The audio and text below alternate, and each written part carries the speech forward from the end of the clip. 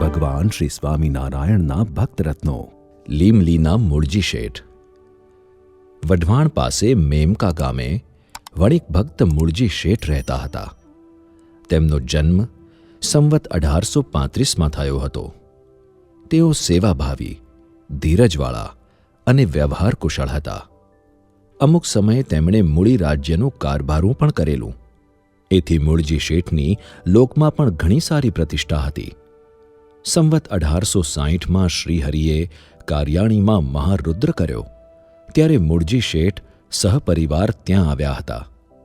શ્રીહરિનો પ્રતાપ જોઈ તેઓ શ્રીહરિના આશ્રિત થયા અને શ્રીહરિને મેમકા પધારવા આમંત્રણ આપ્યું. શ્રીહરિએ તે સ્વીકાર્યું અને કારિયાણીથી કુંડળ થઈ તેઓ મેમકા પધાર્યા. શ્રીહરિ સાથે મુક્તાનંદ સ્વામી આદિક સાધુઓ હતા. શ્રીહરિ થોડાક દિવસ મેમકા રોકાયા. તે દરમિયાન મૂળજી શેઠે ઘણા પ્રેમભાવથી સેવા કરી શ્રીહરિની પ્રસન્નતા મેળવી. મેમકાથી શ્રીહરિ બોચાસણ જવા નીકળ્યા. મૂળજી શેઠ તથા સુથાર હંસરાજભાઈ, પટેલ શ્યામો, કણસાગરો અને પટેલ શ્યામો અગોલો મહારાજને વળાવવા સાથે ચાલ્યા. તે વખતે શ્રીહરિએ તેમને કહ્યું, 20 દિવસની અંદર વઢવાણ પરગણું છોડી ઉચાળા લઈ બીજે પરગણે રહેવા જાજો, કારણ કે બાબા સાહેબનું લશ્કર આવશે. તેને વઢવાણમાં લડાઈ થશે, તેથી વઢવાણ ઉજ્જડ થશે અને મેમકાને બાળી દેશે. એ પ્રમાણે શ્રીહરિએ કહ્યું. આ સાંભળીને ચારે જણા ગંભીર બની ગયા. શ્રીહરિએ તેમને કહ્યું, સુખિયા થવું હોય તો આજ્ઞા પાળજો. એમ આજ્ઞા કરીને શ્રીહરિ ત્યાંથી વિદાય થયા. શ્રીહરિની આજ્ઞાનુસાર મૂળજી શેઠ ગામ લીમલી રહેવા ગયા. હંસરાજ સુતાર ગામ ખોલડિયાદ ગયા. શ્યામો અગોલો તથા શ્યામો કણસાગરો એ 2 જણ ગામ ચાણપુર રહેવા ગયા. બરાબર 20મા દિવસે વડોદરાથી બાબા સાહેબનું મોટું લશ્કર આવ્યું. તે મેમકા ગામને લૂંટીને બાળી દીધું. શ્રીહરિએ આ રીતે ભવિષ્યની વાત કહીને ભક્તોની રક્ષા કરી. મૂળજી શેઠ ત્યાર પછી લીમલી ગામમાં જ રહેતા. સુખ દુઃખના પ્રસંગોમાં તેઓ ખૂબ ધીરજ રાખી શ્રીહરિની ઈચ્છા પ્રમાણે સેવા અને ભજન સ્મરણ કરતા. શેઠને શ્રીહરિને વિશે અત્યંત પ્રીતિ, મહાત્મ્ય અને વિશ્વાસ હતા. એથી તેઓ હર વખત શ્રીહરિના દર્શન કરવા ગઢડા પહોંચી જતા અને મહિમાથી સેવા સમાગમનો લાભ લેતા. એકવાર શ્રીહરિ કારિયાણી પધાર્યા હતા. તે વખતે લીમલીથી મૂળજી શેઠ તથા સગરામ વાઘરી એ 2 જણ દર્શન કરવા માટે ચાલતા કારિયાણી જવા નીકળ્યા. માર્ગમાં સાલેમાળ પર્વતમાં ભૂલા પડ્યા. આ પર્વત પર મૂળીના બહારવટિયા રહેતા હતા. બંને ભક્તો ભજન કરતા ચાલતા હતા. ત્યારે ભક્તવત્સલ શ્રીહરિ સ્વયં ભક્તોનું રક્ષણ કરવા માટે ભરવાડનો વેશ લઈને આવ્યા અને મૂળજી શેઠને પૂછ્યું, તમારે ક્યાં જવું છે? તેમણે કહ્યું, કારિયાણી જવું છે. ભરવાડે કહ્યું, કારિયાણી તો આણીકોરે રહી ગયું ને તમે ભૂલા પડ્યા છો. અહીં તો બારવટિયા રહે છે તે તરફ તમે જાઓ છો, માટે તમને લૂંટી લેશે. મારા ભેળા ચાલો, હું તમને રસ્તો દેખાડું. મારી ગાયો એણીકોરે ચરવા ગઈ છે, એટલે મારે એ તરફ જાવું છે. એમ કહી તે ખભે લાકડી લઈ આગળ ચાલ્યો. વળી મૂળજી શેઠ તરસ્યા હતા. તે દૂરથી પાણી ખોળી લાવીને તે ભરવાડે પાયું. શેઠના પગમાં કાંટા વાગ્યા હતા. તે કાંટા કાઢ્યા અને સત્સંગની વાતો કરતાં કરતાં કારિયાણીની ભાગોળ સુધી શેઠને પહોંચાડ્યા. ગામને પાદર તે ભરવાડે કહ્યું, શેઠ, આ કારિયાણી ગામ છે, તેમાં તમે જાઓ, હું મારી ગાયો તરફ જઈશ. એમ કહી તે પાછો વળીને ચાલતો થયો. મૂળજીભાઈએ તરત જ પાછું વળીને જોયું, ત્યાં તો તે અદૃશ્ય થઈ ગયો. પછી ક્યાંય દેખાયો નહીં. એટલે તેઓ બહુ આશ્ચર્ય પામ્યા અને શ્રીહરિએ આપણી રક્ષા કરી એમ માન્યું. પછી બંને ભક્તોએ દરબારગઢમાં જઈને શ્રીહરિના દર્શન કર્યા. તે વખતે રસ્તાની સર્વે વાત શ્રીહરિએ કહી સંભળાવી. વળી કહ્યું, અમે ન આવ્યા હોત તો તમને બહાર વટિયા લૂંટી લેત ને પકડી જાત, માટે ભરવાડનો વેશ લઈ તમારી રક્ષા કરવા આવવું પડ્યું. આ સાંભળી મૂળજી શેઠ ગદગદ કંઠ થઈ ગયા. એકવાર બાબા સાહેબે સમઢિયાળા ગામમાં કાઠીઓ ઉપર ચોથની રકમ ચૂકવી દેવા માટે સંદેશો મોકલ્યો. આ સંદેશો લઈ 2 ઘોડેસવારો જતા હતા. લીમલી ગામને પાદર એક વાણિયાને તેમણે પૂછ્યું, મૂળજી શેઠનું લીમલી ક્યાં આવ્યું? વાણિયો સત્સંગી હતો તે કહે, તમારી ઓળખાણ શું છે? ઘોડેસવારો કહે, અમે તો બાબાજીના મોસલ છીએ અને મૂળજી શેઠના નાક કાન કાપવા નીકળ્યા છીએ. બાબાજીનો આદેશ છે. આ સાંભળી તે વાણિયો બંને અસવારોને આગ્રહ કરીને છાશું પાવા પોતાના ઘરે લઈ ગયો. ખાટલા ઢાળી બેસાડ્યા. દોણીની ઠંડી છાશ પાઈ. બળબળતા ઉનાળે તે બંનેના 72 કોઠા ટાઢા કર્યા. ખાટલા પર આડા પડ્યા. તે વખતે એ વાણિયો લીમલી પહોંચ્યો, મૂળજી શેઠના ઘરે. શેઠ, કાં ભાગી જાઓ, કાં સ્વામિનારાયણની કંઠી તોડી નાખો.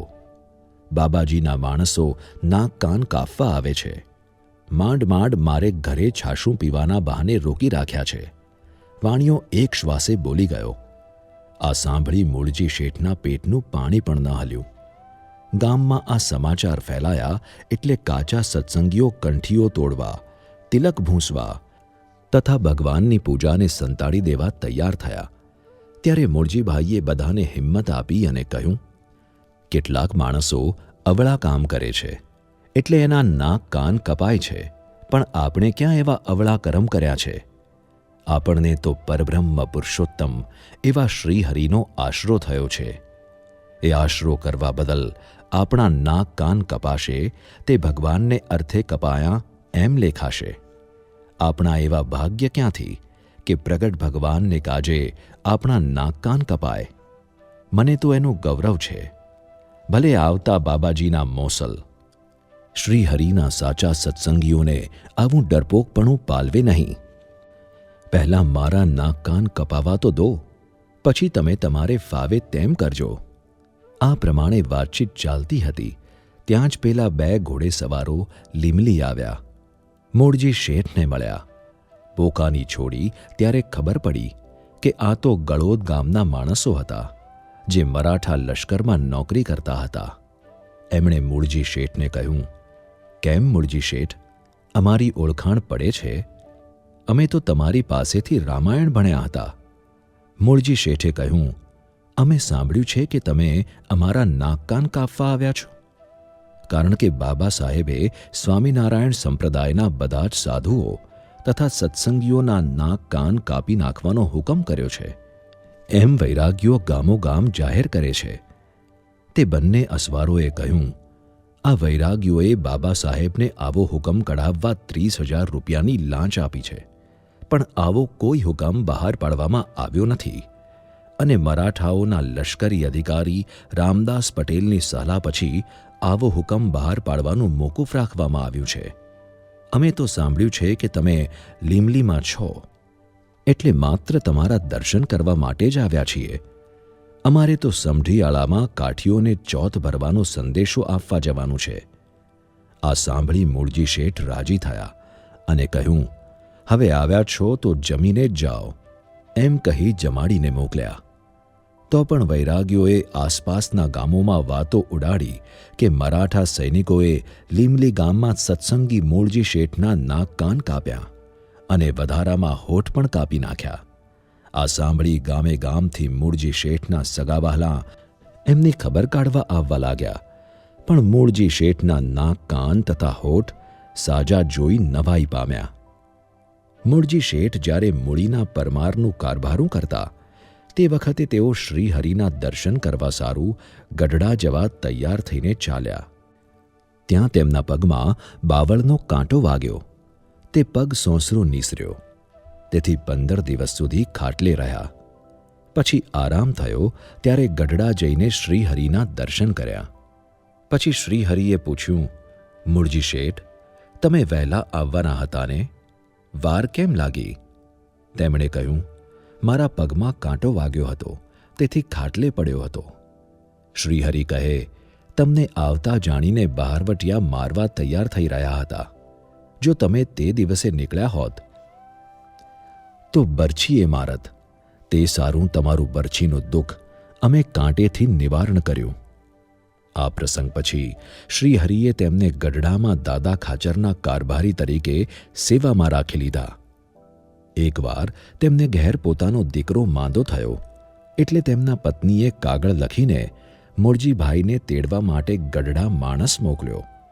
મૂળજી શેઠે શ્રીહરિને કહ્યું, મહારાજ, મારો દીકરો બીમાર છે.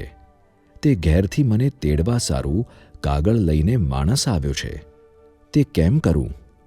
શ્રીહરિ કહે, દીકરો માંદો થયો છે, તે ઘેર ગયા વિના કેમ ચાલે? ઘેર જાઓ અને દીકરાના સારા સમાચાર અમને વહેલાસર મોકલજો. મૂળજીભાઈ પગે લાગીને ચાલ્યા. ત્યારે શ્રીહરિ કહે, મૂળજીભાઈ, પાછા વળો.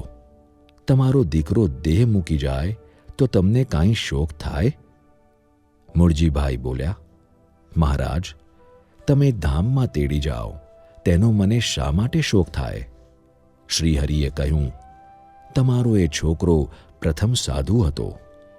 કંઈક વાસના રહી ગઈ, તેથી તેનો જન્મ તમારે ઘેર થયો હતો. અમે તેને ધામમાં તેડી ગયા છીએ. માટે હવે તમે નદીએ જઈને નાહી આવો. પુત્રના અવસાનના સમાચાર સાંભળી પિતાએ વસ્ત્રની પોટલી હાથમાંથી હેઠે મૂકી, પાઘડી ઉતારી ને જોડા કાઢ્યા. નથી રુદન, નથી આંસુ, શરીરે કંપ થયો નથી. ઘેલા નદીએ જઈને તેઓ સ્નાન કરી આવ્યા. પછી શ્રીહરિને પગે લાગી પાસે બેઠા અને દીકરાનો કાંઈ પણ શોક ન કર્યો.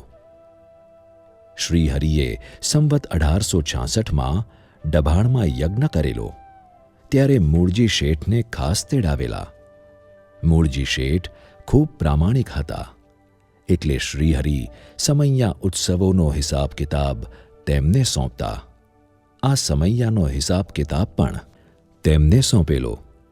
બ્રાહ્મણોએ યજ્ઞમાં અવળાઈ કરીને ઘીનો બગાડ કર્યો હતો, તો પણ શ્રીહરિએ સૌને સારી દક્ષિણા આપવા નક્કી કર્યું.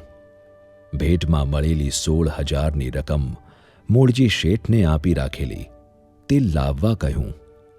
એમાંથી દક્ષિણા વહેંચવાની હતી. મૂળજીએ કહ્યું, યજ્ઞનો કેટલોક સામાન નામાંથી આણ્યો છે, તે ચૂકવવા મારે જોઈશે. આ રૂપિયા ઉડાવી દેવા નથી. આ તો નગુણા ભેગા થયા છે. ત્યારે શ્રીહરિએ તેમને કહ્યું, શેઠ, આજે આપવાનો દિવસ છે. હું આપવા જ પાટલે બેઠો છું. તમે ફિકર ના કરશો. શેઠ, બ્રાહ્મણો કેવા છે તે શું હું નથી સમજતો? પણ એમનું દિલ ખાટું થઈ જાય તે મને નહીં ગમે. તમે નામાની ફિકર ન કરશો. શ્રીહરિએ માંગ્યા એટલે મૂળજીએ કથરોટો ભરી ભરીને રૂપિયા આણ્યા. પટારામાં માત્ર 200 જ રાખ્યા. શ્રીહરિએ ખોબે ખોબે દક્ષિણા વહેંચી. પછી મૂળજીને કહ્યું, ચાલો, આ કામ પૂરું થયું. હવે તમારા નામાનું પતાવીએ. સિલક કેટલી છે? 200 જ રહ્યા છે. તમે ગણીને રાખ્યા છે? ના, આશરે કહું છું. તો ગણી લો. એટલે એમણે ચપટી વગાડી. એમ કે આ તો રમત વાત છે. મૂળજી ગણવા બેઠા, પણ એમનાથી પહોંચાયું નહીં, એટલે મદદમાં બીજાને બોલાવ્યા. 4 જણે 1,000 રૂપિયાની 4 ઢગલીઓ કરી, તો પણ પટારામાં 200 જેટલા વધ્યા હતા. મૂળજી શેઠે શ્રીહરિના આ અસાધારણ પ્રતાપને જોયો. તેઓ મનોમન શ્રીહરિને વંદી રહ્યા. એકવાર ગઢપુરમાં શ્રીહરિ ઢોલિયા ઉપર વિરાજમાન હતા અને મૂળજી શેઠ પાસે કાગળ લખાવતા હતા. તે મૂળજી શેઠ કાગળ લખતા રહી ગયા. ત્યારે શ્રીહરિ બોલ્યા, મૂળજી, લખને, કેમ લખતા રહી ગયો? તે બોલ્યા, ચશ્મા વિના તો કાંઈ ખાસ દેખાતું નથી. શ્રીહરિએ મૂળજી શેઠને ચશ્મા પહેરાવ્યા, પણ તેમને કાંઈ પણ દેખાયું નહીં. એટલે તેમણે કહ્યું, મહારાજ, હવે તો મુદ્દલ દેખાતું નથી. પછી શ્રીહરિએ ફરીથી તેમના ચશ્મા લઈ લીધા ત્યારે તેમને અતિશય દેખાવા લાગ્યું.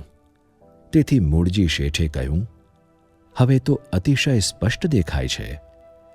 શ્રીહરિએ કહ્યું, હવે તમને જીવન પર્યંત આવું ને આવું દેખાશે. એક વખત શ્રીહરિ લીમલીમાં મૂળજી શેઠને ઘેર પધાર્યા હતા અને તેમના ફળિયામાં ઢોલિયા ઉપર વિરાજમાન હતા.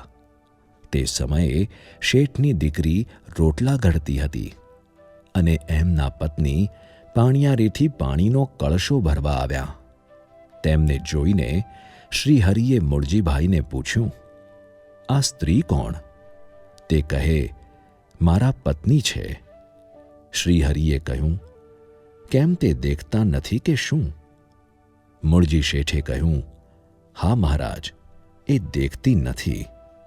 શ્રીહરિ કહે, આ તો બહુ ખોટું, કેમ કે સ્ત્રીનો અવતાર, તેથી તેને દેહની ક્રિયા કરવી તે બહુ કઠિન પડે.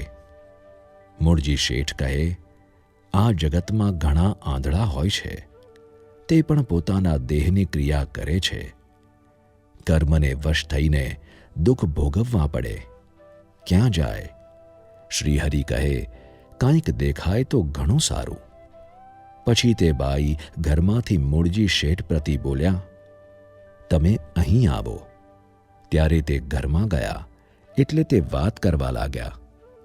મહારાજની કૃપાથી હવે મને બધું દેખાય છે.